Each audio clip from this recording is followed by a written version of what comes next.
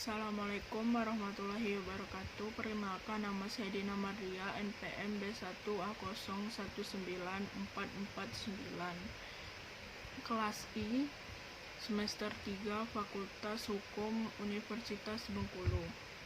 Di sini saya akan menjelaskan tentang subjek hukum internasional. Subjek hukum internasional dapat diartikan sebagai pemegang hak-hak dan kewajiban menurut hukum internasional. Sebagaimana telah kita ketahui bahwa subjek hukum internasional mempunyai 6 subjek, yaitu 1. Negara, 2. Palang Merah Indonesia, 3. Tahta Suci Vatikan, 4.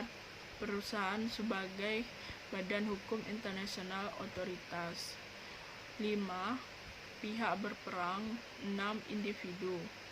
Di sini saya akan menjelaskan subjek hukum internasional yang negara. Subjek hukum internasional yang paling pokok yaitu adalah negara. Setelah itu baru ada subjek-subjek hukum lainnya. Hukum internasional baik ditinjau secara historis maupun faktual. Secara historis, yang pertama-tama merupakan subjek hukum internasional. Pada awal mula lahir dan pertumbuhan internasional adalah negara. Peranan negara dalam sebagai subjek hukum internasional lama-kelamaan juga semakin dominan. Oleh karena bagian terbesar dari hubungan-hubungan internasional yang dapat melahirkan prinsip-prinsip dan kaedah-kaedah hukum internasional dilakukan oleh negara. Unsur tradisional suatu negara dapat terdapat dalam pasal 1 Montevideo Pan-American Convention on Rights and Duties of States of 1933.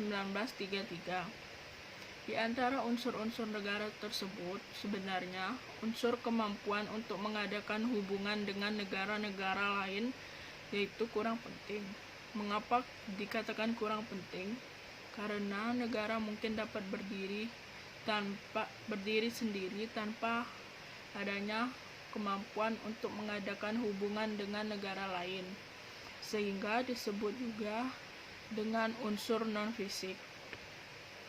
Mengenai kemampuan mengadakan hubungan dengan negara lain ini, ada kaitannya dengan pengakuan baik hukum nasional maupun hukum internasional, mengakui adanya kekuasaan dan kewenangan tersebut. Unsur atau persyaratan seperti yang disebut di atas adalah hal yang paling penting dari segi hukum internasional.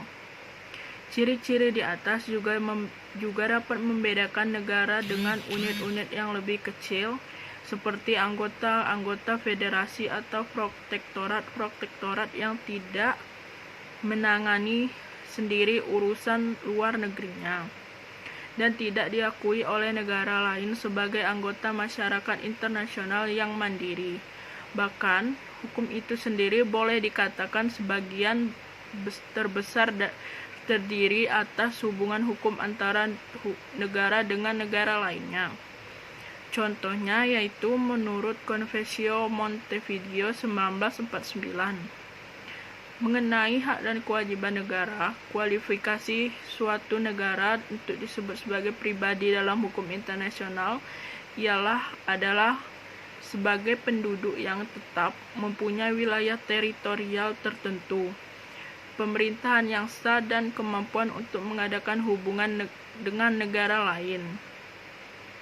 Sekian penjelasan yang dapat saya sampaikan. Wassalamualaikum warahmatullahi wabarakatuh.